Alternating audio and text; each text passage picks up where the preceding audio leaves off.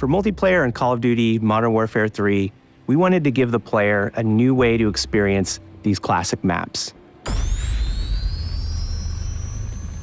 When we told the art team, we're gonna be making these maps, they lit up. They were like calling dibs on which ones they wanted to go get reference for. Maps really come through. They feel like they felt back then. And when you're playing High Rise, when you're playing Estate, you feel really transported back.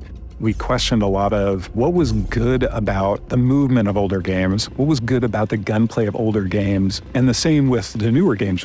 So we tried to marry a lot of those things together. The way we approached it is that, how are we gonna make these the best versions of those maps that people have ever played? Because that's what we wanted. That's what we want as fans.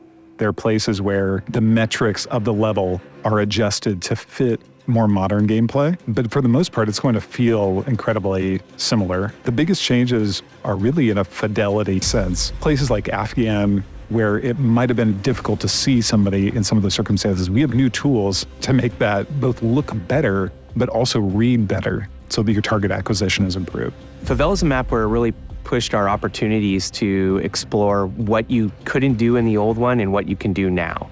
From an artistic side, the map has more detail than I think any other map. In High Rise, it's fun to explore and jump on the scaffolding and mantle to places that you weren't able to actually grab or reach before. Now you can get there. When it was a question of whether it should be like the original or whether it should be more modern in terms of the metrics, we went with the original. And we pushed very hard to make sure that that experience was as close to the original as we possibly could while we modernized the look of the map. I've seen people play it for the first time and they don't really know what they're gonna see, and when that load screen shows up for Favela or for Quarry, you see them light up like, oh my gosh, these are the maps that I've been hoping they would remake. The whole team here is super excited to bring all of these maps to fans everywhere.